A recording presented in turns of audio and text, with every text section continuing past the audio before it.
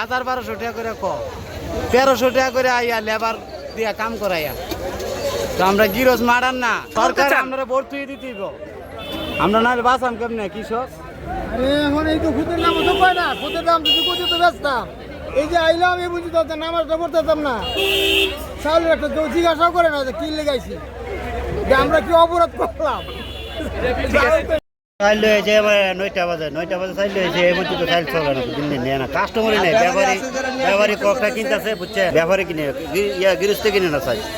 ওই তাহলে কৃষক ব্যবস্থা খারাপ। কৃষক দেন 1500 টাকা 1200 টাকা রোজ কাম দিয়া কাটিয়া চাল জিগে হই না। কৃষক তো মরণ, কৃষক এত কিছু করে এত চাল হত করে ইয়ে করে মানে কৃষক তো চাউল বিক্রি করতে পারতেছে না, এত অবস্থা কৃষক কিভাবে বাঁচবে? সরকার যদি কোনো এটা কোনো উদ্যোগ না নেয় কৃষকের জন্য, তাইলে তো এখানে হইতেছে না। কৃষক থেকে মানে ধান কোন সার কোন সব কিছু কিনতে গেলে ওষুধ কিনতে গেলে অনেক দাম। একবার একটা রুজ মেরে 1500 টাকা দিতে হয়, খাওয়াইতে হয়, তাহলে 2000 টাকা 1200 টাকা চাল কেনা, চাল নিয়ে পয়সা হয়েছে মানুষ ওই 800 900 1200 টাকা।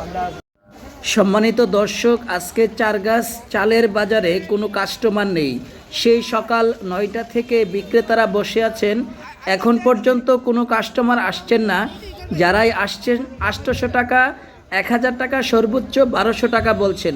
কৃষকরা বলছেন আমাদের মাথায় হাত, এত টাকা খরচ করে জমি করলাম, এখন চাল বিক্রি করতে পারতেছি না।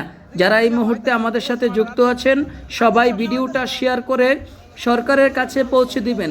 কৃষকরা দেখেছেন কি বলেছে, কৃষকদের মাথায় হাত, তারা বলছেন কেন অত কষ্ট করলাম। প্লিজ সবাই ভিডিওটা শেয়ার করে দিবেন। চিত্র গত 1 জুন থেকে এই মস্ত আপনার চাইলের চিত্র 1100 1200 1300 1400 1500 এরকম ধরে চাউল বিক্রি করা হয়। কৃষক বেচতে পারে না, কান্নাকাটি করে। এরকমভাবে কৃষক কতদিন চলবে? বর্তমান যে জাতীয়বাদী দল সরকার তারেক রহমানের কাছে অনুরোধ, কৃষক বাঁচানোর জন্য চাউলের দরটা যে একটু পরিবর্তন করেন, তাহলে কৃষক মরা ছাড়া কোনো উপায় নাই। চারগাছের বাজারের চিত্র খুবই খারাপ। 1500 টাকা মনির রোজ, তারপর 6000 টাকা হয়েছে ধান কাটার মেশিন, তারপরে পানির নিচে 90% লোকের জমি মারি গেছে। মারি যাওয়ার পরেও চাউল বিক্রি করা যায় না। ধান বেচতে গেলে আপনি ইয়াতে ব্রয়লারে 800 টাকা দাম রাখে না, 700 টাকা 800 টাকা দাম রাখে না, ওখান থেকে ধান ফেরত নিয়ে আসি। চারগাছের বাজারে চাউল কিনলে 3-4 গাড়ি নিয়ে যাওয়া লাগে বাড়িতে ফেরত, 1500 টাকা গাড়ি ভাড়া। এই লসগুলো আমরা কীভাবে কেটে নিব?